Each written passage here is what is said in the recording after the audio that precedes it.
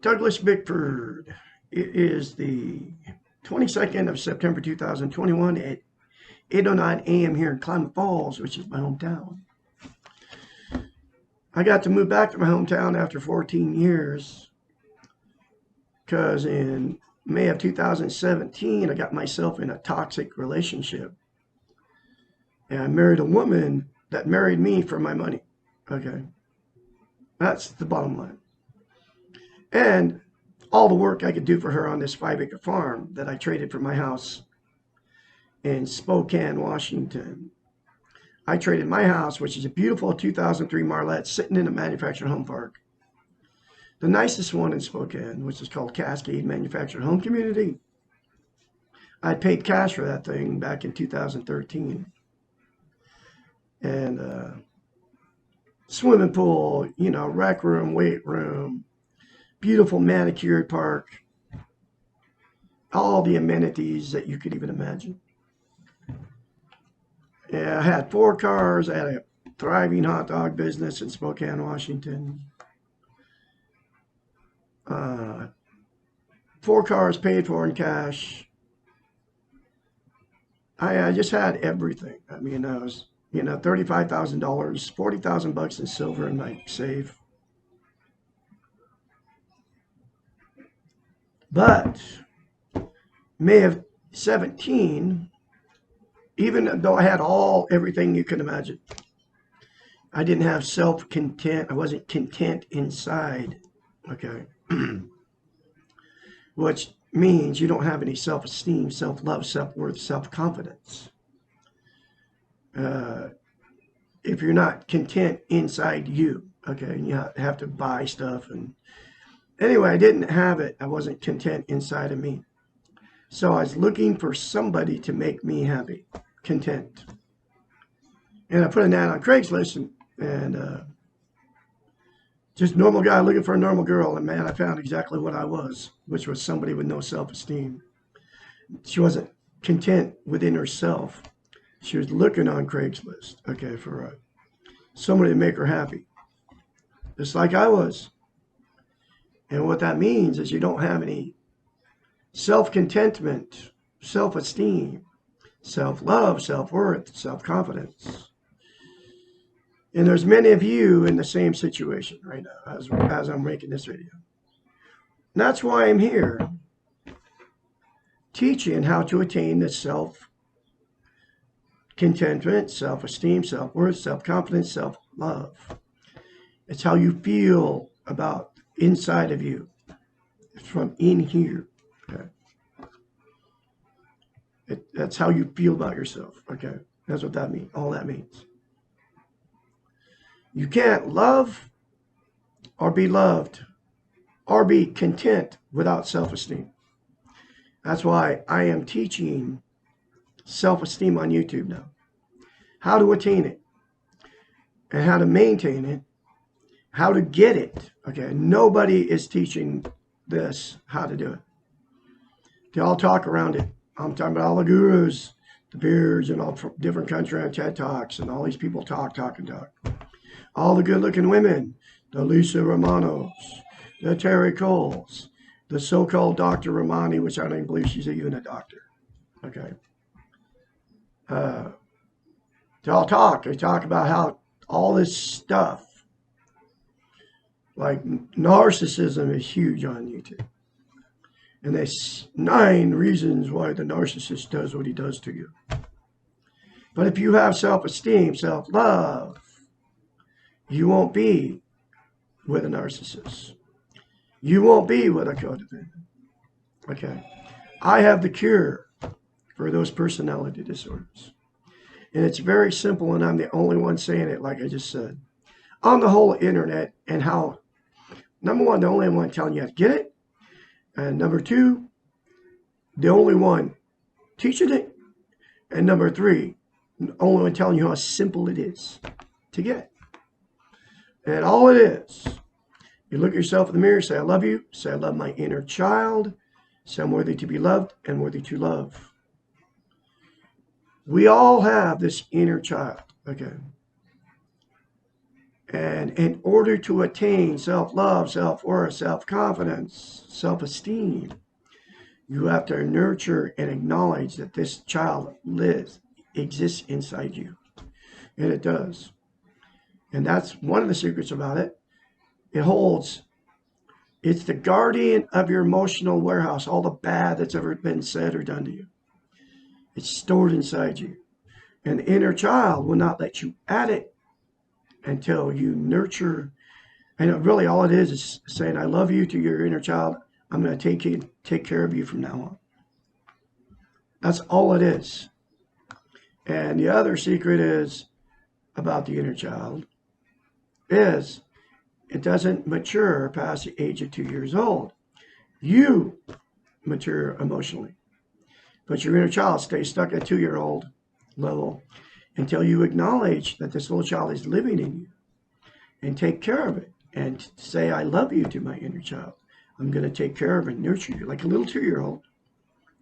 It will not let you at all those emotions stuck inside you. This stuff has been happening to me over the last, out of a toxic relationship, almost 11 months now.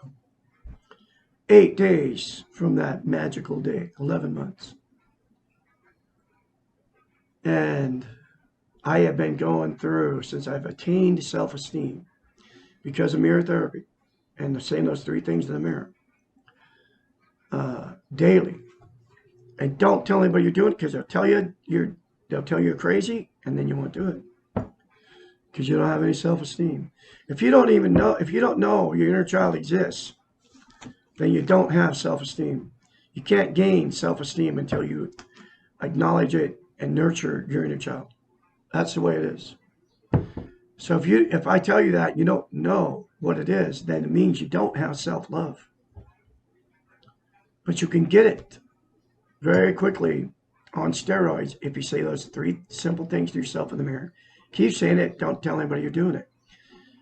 And get the book, A Portable Therapist. It's in a link in the description of all my videos. Right down below.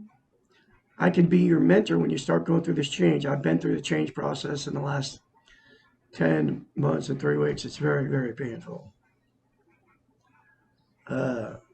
Because all that stuff that you've been stuck inside you for years, the inner child starts letting it come out, and then you start feeling the pain. I mean, I'm talking from 40 years ago. Okay. My first wife. Okay. All the pain that I endured in my very first marriage. Okay. I'm starting to, my inner child is letting me at it because I'm nurturing and take care of my inner child now. It's all true, folks, and all comes out of the book. It's called The Portable Therapist. Get the book in a link. I'm going through this book 1 chapter at a time. And this next chapter, hot chocolate. I quit drinking caffeine. It's a stimulant. It's a drug.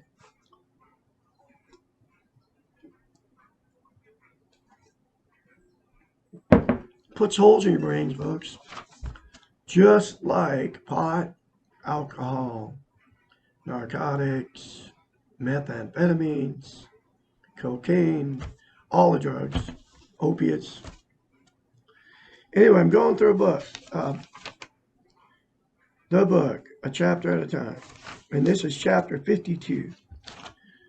Why am I so critical and judgmental? Quotations marks, question mark. Criticism of others reflects our own level of insecurity. It is impossible to accept others and their weaknesses and mistakes if we cannot accept ourselves. The more unsure we are about ourselves, the more that we look for the faults in others. And you know what I'm talking about. We've all done it. I don't do it anymore since I attained self-esteem. I don't criticize, judge, or condemn other people anymore. I used to do it all the time. It's your choice. It is if we are saying, I'm not so bad, just look at him or her. He or she's worse. The Western model seems to need comparison with others and judgment of everything and everyone as part of the competitive edge that we have been taught to acquire as a means to success.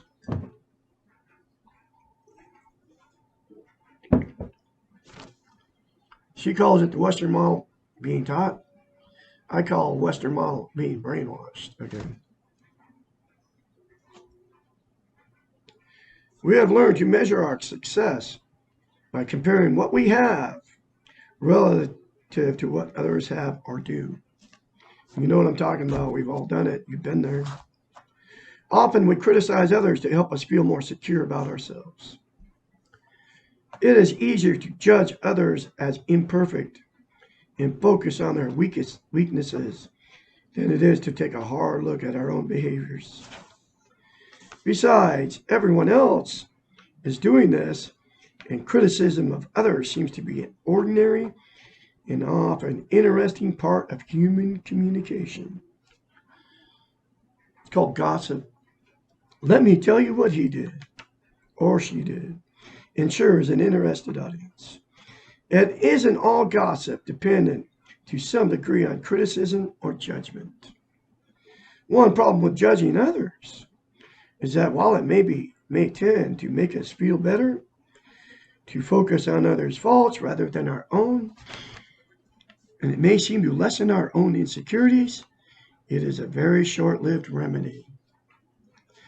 All too soon we become aware that if we were saying all this negative stuff about someone, what are others saying about us? As soon as we recognize that we are not immune from being judged and criticized, our insecurities increase. Our defenses go up and we become even more critical and judgmental. And the negative cycle becomes more vicious and we become more insecure and the weak ego is in full control. Judging other people, saying bad things about them, putting people down, gossiping, comparing, being negative. No one wants to remain for a long time around discouraging people. Also, putting ourselves down, comparing and finding ourselves to be less than everyone else. Putting others on pedestal so we look bad are all aspects of judging. But this time we are on the lower end of the criticisms and we are vocalizing our own lack of security. And that's like the famous person that's either singing or whatever they're doing on TV. You're idolizing them. Oh, you would just love to be like them and be rich and famous and all that. And then you criticize yourself because you're not like them. That's part of that. You're criticizing yourself, putting those people on a pedestal. Okay. Happens all the time on TV. You all know what I'm talking about. And you do it. You watch TV to make yourself feel better. Okay.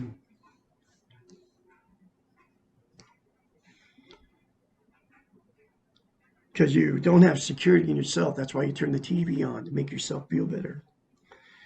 We become discouraging to ourselves. And discouragement, either of others or of self, is one of the most destructive behaviors to the human spirit. We cannot begin to do our best when we're on a discouraged state. And that's why you got to turn your TV off, folks. It's making you discouraged. You don't even know it.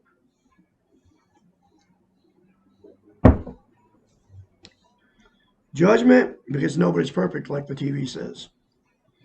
Judgment and criticism are closely related to expectations. Generally, we criticize when we expect something to occur and it does not.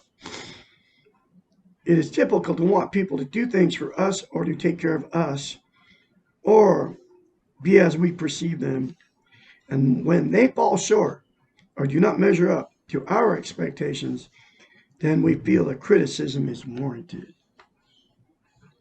After all, they did not do what they were supposed to do. Think about this process for a moment. Whose eyes are doing the judging? Who is setting the standards? Who is assuming that they have the right perceptions? Judging others implies comparing them to something, and who has the right to know what the ultimate something is. When we criticize or judge others, are we not perceiving the world through self-centered eyes?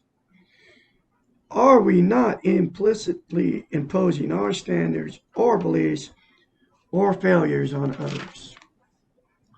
All judgment and criticism of ourselves or of others implies the need for perfection. Once we accept that we can know that no one can be perfect, that we no longer need to engage in the destructive and discouraging practice of judging others, we can accept it and let others be. We can become encouragers. Very powerful chapter, very powerful book, folks. Get this book. It will change your life from the inside out. Like I said, I can be your mentor, Douglas Bickford, 458-232-5238. I've been through the change. It's very painful. I know what I can encourage you along the way with your change. And you won't be the same person. You'll have inner contentment once you attain self-esteem. Say those 3 things to yourself in the mirror. Keep saying it. Do not tell anybody you're doing it. Just do it. You all have a great day out there. I have more later for you.